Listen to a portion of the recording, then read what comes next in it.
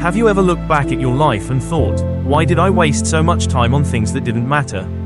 We all have those moments, silent regrets over hours spent scrolling, worrying, comparing. Now imagine this. What if every hour you gave away to distractions or other people's lives could have been used to build something deeply your own, your craft, your peace, your purpose? Marcus Aurelius once said, "You have power over your mind, not outside events. Realize this, and you will find strength." In a world obsessed with noise, perfection, and appearances, that kind of clarity is radical. Today, I invite you on a journey to stop wasting time, to stop looking outward, and finally, to focus on yourself. Have you ever found yourself lost in thought after spending hours on social media? Feeling strangely hollow, wondering why your life doesn't seem as vibrant, as successful, or as put together as what you just saw online? That silent tug of inadequacy, that creeping sense of falling behind, is the hidden cost of comparison. In today's world, where curated images and highlight reels dominate every screen, it's easy to forget that we're often comparing our raw, unfiltered lives to someone else's staged moments. And yet, every time we do that, we trade a piece of our peace for a fleeting illusion. We begin to believe we're not enough, not doing enough, not being enough, and worse, we give away the most valuable thing we own, our time. Stoic philosophy speaks directly to this modern trap. Even though it was born over 2,000 years ago, Marcus Aurelius, the Roman emperor and revered Stoic, once wrote, "Waste no more time arguing what a good man should be. Be one." This isn't just an old quote from a dusty book. It's a challenge to stop looking outward for validation and start cultivating inner clarity. Stoicism teaches that what truly matters isn't what happens outside of us, but how we respond within. And so, when we compare ourselves to others, we relinquish that inner control. Instead of living intentionally, we become spectators in our own lives, chasing someone else's definition of success while neglecting our own unique journey. Time, as the Stoics remind us, is the most precious resource we have. Seneca even wrote, "It is not that we have a short time to live, but that we waste much of it." In a society that glorifies productivity and performance, many of us forget this essential truth. Time is not something you get back. Every moment you spend measuring your life against someone else's is a moment you've lost in nurturing your own potential. And these moments aren't just abstract numbers, they are the bricks that build your days, your habits, your legacy. Consider this. Oprah Winfrey did not become the world's most influential talk show host by mimicking others. In the 1980s, she was a black woman in a media landscape dominated by a very specific mold of professionalism. She didn't fit that mold, and she didn't try to. Instead, she leaned into her authenticity. She focused on her strengths, empathy, emotional depth, genuine connection. While others looked outward, Oprah looked inward, and in doing so, she not only transformed her career but redefined what television could be. Her journey is living proof of what happens when we invest energy into becoming, rather than comparing. Comparison isn't just distracting, it's paralyzing. The more we focus on what others are doing, the less time we have to discover who we are. And this isn't limited to celebrities or influencers. Even in daily life, we compare salaries, appearances, relationships, or milestones. But how fair is that? Really, you don't know the full story behind someone else's success, nor the sacrifices they've made. More importantly, your path was never meant to look like theirs. As Epictetus taught, know first who you are, and then adorn yourself accordingly. True self-growth begins with deep self-awareness, and that requires silence, reflection, and a deliberate turning inward. Imagine waking up tomorrow and deciding not to open your phone for the first hour. Instead, you journal, you think, you breathe, you ask yourself not, what is everyone else doing, but what do I want to create today? That small shift, from comparison to creation, is a profound act of self-respect. It's a step away from insecurity and toward inner clarity. Comparison, at its core, creates a cycle of inadequacy. The more you compare, the more you feel less than. And the more you feel less than, the more you compare. But this cycle can be broken, not through grand declarations, but through simple, daily redirection. Redirect your focus from watching to building, from reacting to reflecting, from judgment to curiosity. Ask yourself, what can I learn today? What small action aligns with the person I want to become? The ultimate truth is this: you are not meant to be anyone else. You were meant to be fully, powerfully yourself, and you cannot do that while constantly watching someone else's lane. The danger of comparison is that it convinces you to abandon your own race entirely. But the gift of self-focus is that it brings you back to your own path, step by step, with renewed clarity and courage. So let me ask you one final question. How much time have you lost to comparison? And more importantly, how much more could you gain by turning that energy inward? Have you ever delayed starting something just because it didn't feel perfect yet? Maybe it was a business idea, a creative project, or even just getting back in shape. You kept waiting until you had more time, more clarity, more confidence. But that perfect moment, it never came. That's because perfection is not a destination. It's a moving target, and often an illusion, one that paralyzes more dreams than failure ever will. The Stoics understood this centuries ago. Marcus Aurelius, in his private writings, gently reminded himself, don't let your imagination be crushed by life as a whole. Stick with the situation at hand. This simple but profound reminder pulls us out of the fantasy of flawless outcomes and anchors us in the reality of daily effort. The philosophy of Stoicism does not chase after ideal conditions. It thrives within the chaos of imperfection. It teaches us that progress, not perfection, is the true path to strength, clarity, and inner peace. In today's culture of instant gratification and constant comparison, there's a subtle but dangerous message. If you're not amazing at something right away, you shouldn't bother trying. This mindset turns challenges into threats rather than opportunities. But progress, measured in inches rather than miles, is the most sustainable kind. Consider the story of J.K. Rowling. Before she became one of the most successful authors in modern history, she was a single mother on welfare, facing repeated rejection from publishers. Did she wait for the perfect moment? No, she wrote in cafes with a baby sleeping beside her. She focused not on becoming a literary icon, but on finishing just one more chapter. That small act of persistence, repeated over and over, changed her life, and millions of others. It's not just about external obstacles either. The perfection trap lives inside us. Those inner voices, I'm not ready, this isn't good enough, what if I fail, are often louder than any outside critic. And yet, if you listen closely, you'll hear something deeper underneath them. Fear. Fear of judgment, fear of embarrassment, fear of not being enough. But here's the truth. You can't grow if you're unwilling to be seen growing. You can't get better without first being bad. Every master was once a beginner who dared to be imperfect in public. Stoicism offers a calm, clear lens to face this fear. Epictetus taught, first say to yourself what you would be, and then do what you have to do.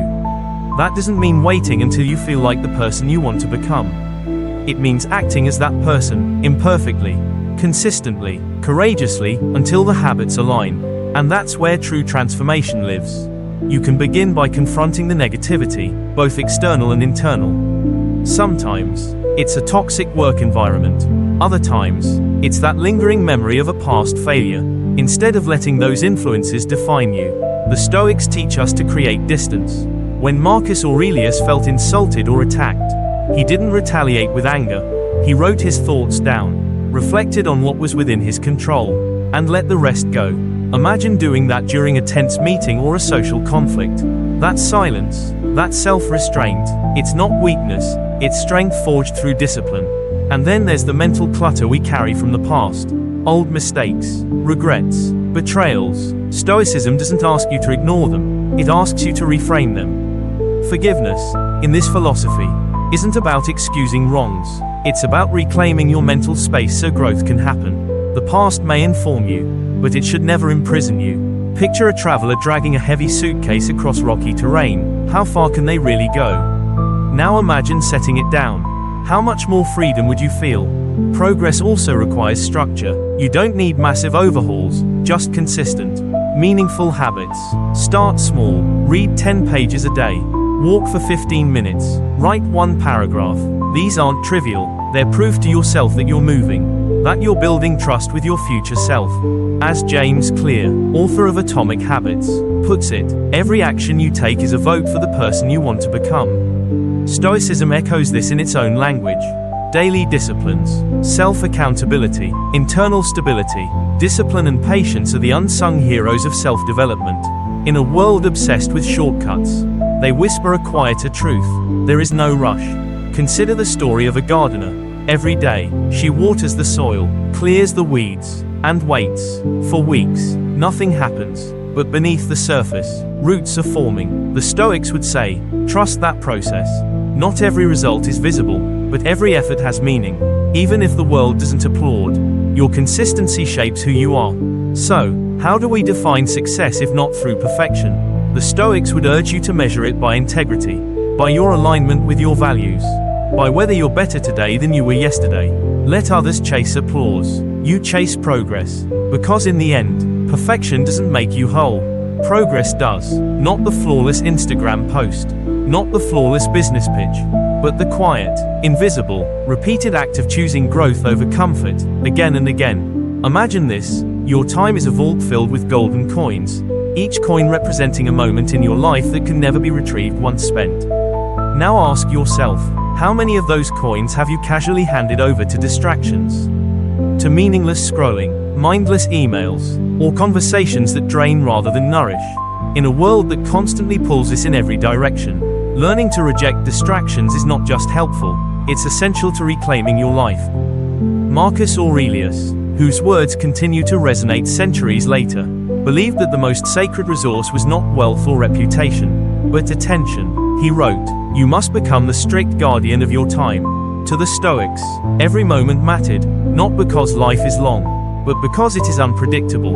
When we allow distractions to dominate our day, we're not just wasting minutes, we're compromising meaning.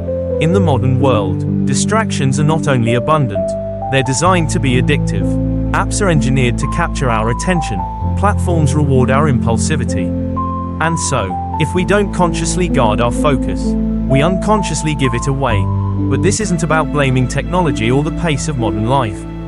It's about taking radical responsibility for how we engage with the world. The first step in rejecting distractions is recognizing them. What in your life repeatedly pulls you away from what really matters? It might be social media, but it could also be overcommitting to tasks that don't align with your priorities. Perhaps it's that urge to say yes to everyone out of guilt or fear. The Stoics teach us that saying no is not selfish, it's wise. Every no to distraction is a yes to something deeper, your values, your peace, your path. Take the example of Cal Newport, author of Deep Work. In an age where multitasking is glorified, Newport argues for deep, uninterrupted focus. He schedules distraction-free blocks of time to dive into mentally demanding work, and as a result, produces with clarity and purpose. He is a modern embodiment of what the Stoics encouraged, deliberate living. It's not about doing more, it's about doing what truly matters, and doing it well. Rejecting distractions isn't just about external noise, it's also about quieting the noise within. We often distract ourselves from discomfort, a painful truth we don't want to face, a decision we're avoiding, or a dream we're too afraid to pursue. Instead of sitting with that discomfort, we reach for the nearest distraction. But the Stoics didn't avoid discomfort, they embraced it as a teacher. Epictetus wrote, "If you want to improve, be content to be thought foolish and stupid." That discomfort, it's the birthplace of growth. To apply this in practice, create sacred boundaries for your time. Block off hours for focused work. Turn off notifications. Practice digital minimalism. But even more importantly, ask yourself regularly, is this worthy of my attention? The goal isn't to eliminate every distraction, that's impossible. The goal is to become so aligned with your purpose that distractions lose their power over you. Now consider the people around you. Do they respect your time? Do they support your focus? Or constantly disrupt it? The Stoics placed immense importance on choosing the right companions. Seneca warned that you become like those you spend time with. If your environment pulls you into gossip, drama, or constant urgency, you're silently being pulled away from your own center. Sometimes, rejecting distraction means re-evaluating relationships. And yes, that's hard, but so is living a life misaligned with your values. There's also the myth that productivity means cramming every hour with action. But purposeful time management isn't about being busy, it's about being intentional. 1 hour of focused, meaningful effort can outweigh an entire day of distracted activity. It's the quality, not the quantity, that matters. The Stoics valued presence over performance. They understood that to do anything well, you must first be there, fully, consciously. Think of a sculptor shaping marble. Every tap of the chisel is done with precision. Every moment of silence, of focus, leads to form. Now compare that to someone mindlessly hacking at the stone. The difference: attention, discipline, stillness. Your life is that sculpture, and your attention is the chisel. To cultivate this kind of focused life, begin with one simple act. Reclaim the first hour of your day. Don't wake up to chaos. Wake up to clarity. No phones, no news, just stillness, breath, and intention. Read something nourishing. Plan your day. Ask yourself, what will I give my best energy to today? That one act can shift your entire relationship with time. So, what distractions are stealing your most sacred currency, your attention? And more importantly, what boundaries will you create today to protect it? Marcus Aurelius believed that how we spend our time reveals who we are. When you guard your attention, you're not just managing minutes, you're declaring to yourself and the world, I know what matters. I am choosing my life, not drifting through it. What would your life look like if, just for once, you stopped trying to meet everyone else's expectations and chose, radically, to focus on yourself? Not out of selfishness, but out of self-respect. In a world that constantly rewards being available, being liked, being relevant, the most revolutionary act might simply be to step back and say, this moment, this energy, this life, belongs to me. That's what the Stoics understood long before social media existed, and it's a truth that still strikes at the heart of modern chaos. Focusing on yourself is not an act of isolation, it's an act of alignment. Marcus Aurelius often wrote not about empires or victories, but about returning to the self. He saw life as a short journey and the soul as a compass constantly pulled off course by noise, opinions, and temptations. His guidance: come back to what is within your control.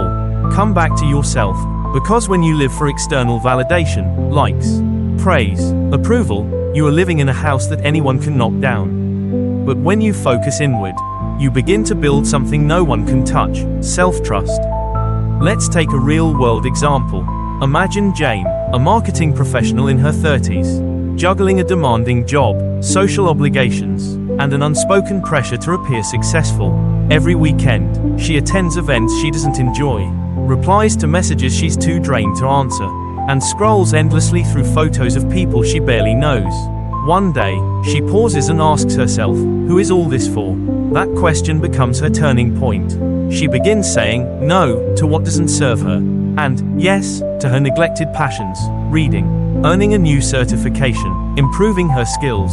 A year later, not only is she promoted, but for the first time in years, she feels calm, focused, fulfilled. Her transformation wasn't magic, it was intention. Focusing on yourself means identifying your values and linking your actions to them. If health is a value, do your habits reflect that? If family is important, do they get your full attention, or just the time left over? The Stoics believed that virtue was the highest good. That means living in alignment with your principles, not just your preferences. It's easy to drift through life checking boxes. Harder, but infinitely more rewarding, is crafting a life rooted in meaning. Discipline plays a key role here. Without it, even the clearest vision will dissolve into distractions. Imagine a student preparing for an important exam. On the days when motivation disappears, it is discipline that opens the book. Discipline that shows up. The Stoics called this prohairesis, the power of willful choice. Every time you choose your long-term good over a short-term craving, you reinforce your identity as someone who can be trusted by yourself. And what about patience? In a culture that glorifies speed, focusing on yourself requires the courage to grow slowly. Think of a gardener planting a tree. For months, there may be no visible change, but underneath, roots are deepening. The Stoics would nod at this image, reminding us that progress is often quiet. It doesn't always announce itself, but it is always happening if the effort is sincere. Seneca once wrote, "It is not because things are difficult that we do not dare. It is because we do not dare that they are difficult." Daring to focus on yourself requires letting go of approval, applause, and the rush to get there. It requires trust in the process. Another pillar of self-focus is continuous learning. When you invest in your mind, reading, listening, questioning, you become less reactive, more resilient. You sharpen your ability to navigate change. Consider a leader who dedicates 30 minutes each morning to reading and reflection. While others scramble to react, They respond with clarity. That edge isn't coincidence, it's cultivated. But growth also requires subtraction. What can you remove from your life to make room for what matters? What habits, relationships, or commitments are draining your attention without feeding your spirit? Focusing on yourself isn't just about addition, it's about editing. Like a sculptor chiseling away the excess to reveal form. You reveal who you are by letting go of what you're not. Boundaries, then, are not barriers, they are bridges to sanity, to strength, to self. Saying no to what distracts you is how you say yes to your future. It might mean declining that third obligation of the week, or turning off your phone after 9 p.m., or asking, is this worth my time, before saying yes out of guilt.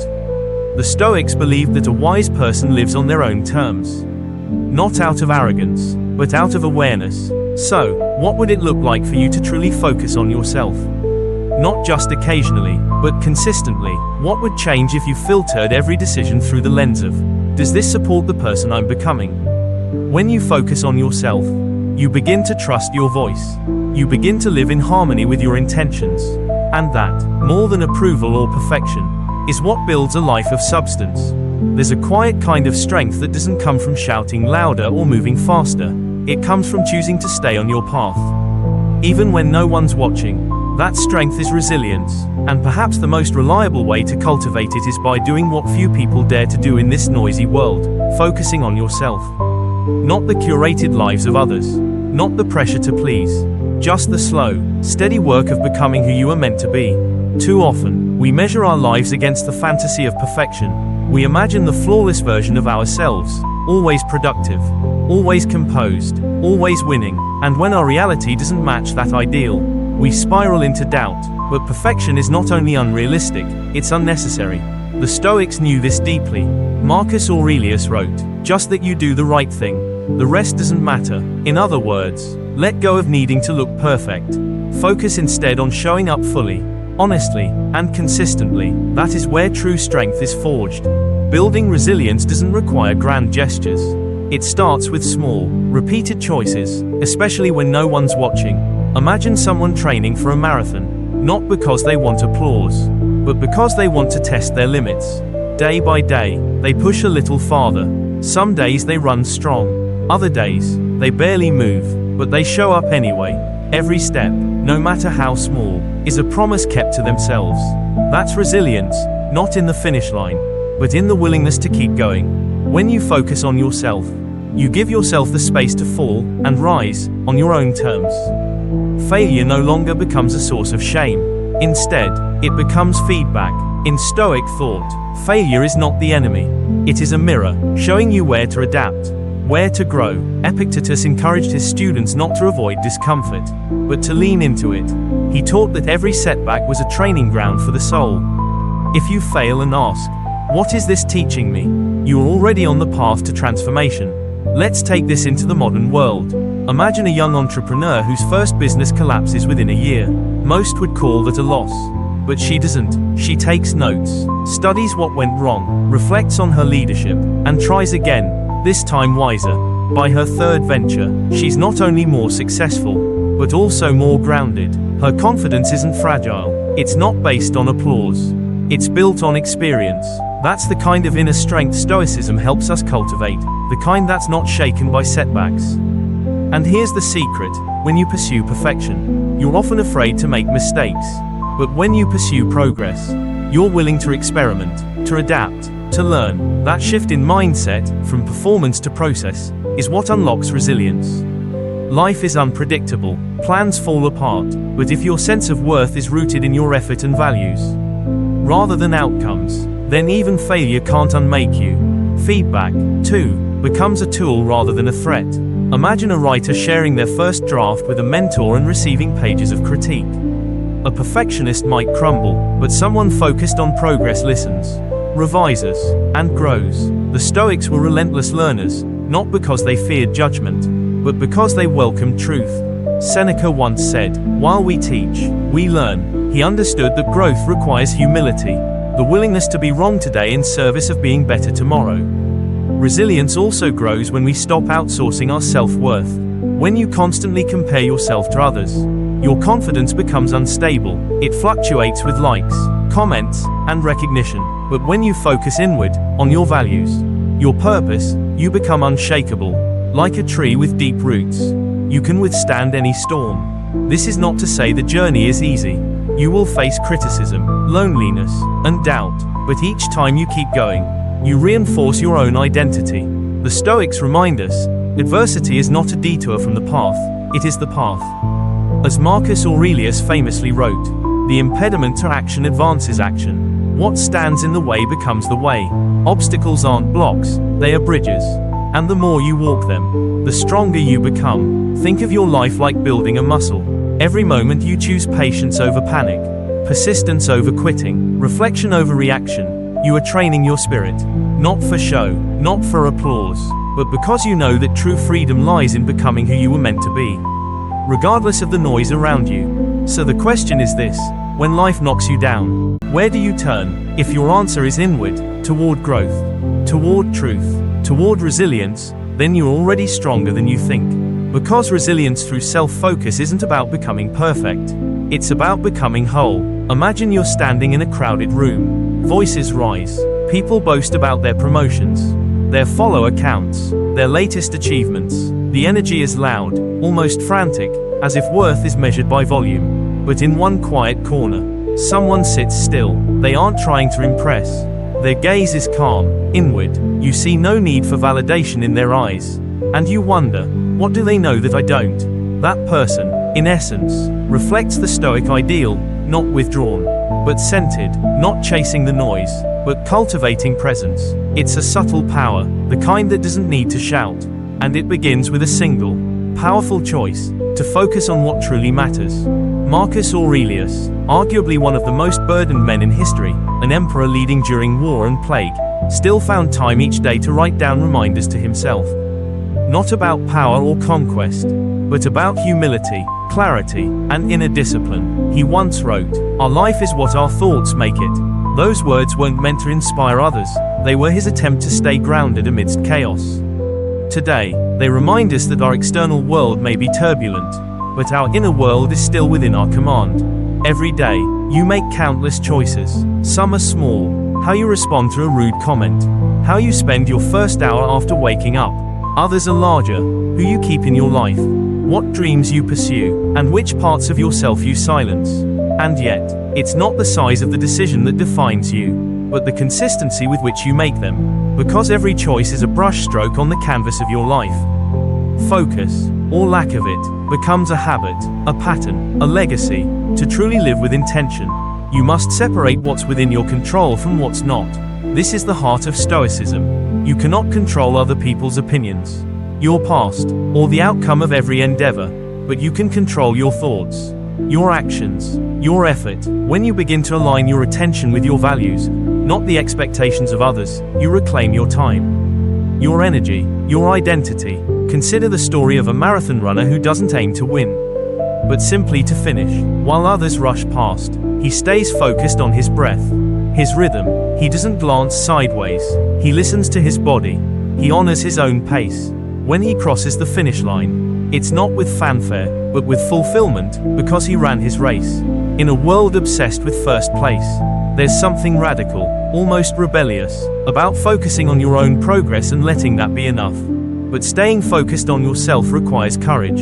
It means resisting the temptation to compare, to prove, to compete where there's no need to. It means allowing yourself to go slow in a culture that worships speed.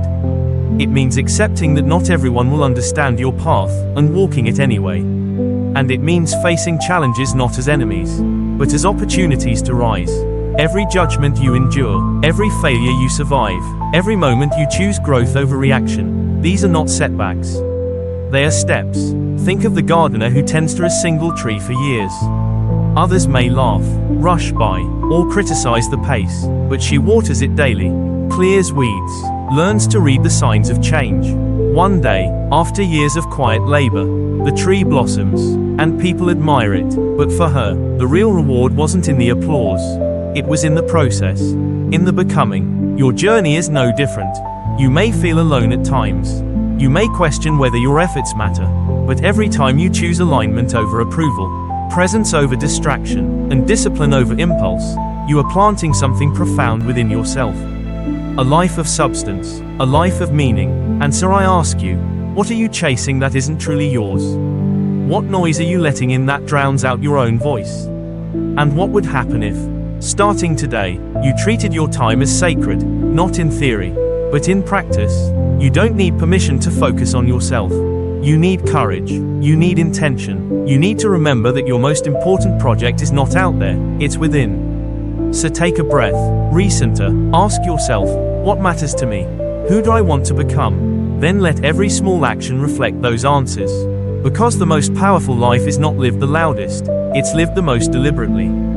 If you've stayed with me until this point, then maybe, just maybe, you're ready to stop living on autopilot.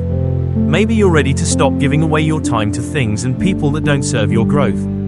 And maybe, most importantly, you're ready to return to yourself. The wisdom of the Stoics isn't just ancient philosophy, it's a compass for modern life. It reminds us that the world may be chaotic, but you don't have to be. That success may be loud, but peace is often quiet. That you can't control everything, but you can always control how you show up. So take this moment as a reset, a quiet commitment, not to be perfect, but to be present, not to impress, but to improve, not to live someone else's story, but to write your own. If this message resonated with you, leave a comment below with the words, I choose to focus on myself. Let it be your quiet declaration. And if you know someone who needs to hear this today, send it their way. Thank you for being here. Thank you for giving yourself this time. And until next time, stay grounded, stay focused, and remember, you are the most important project you'll ever work on.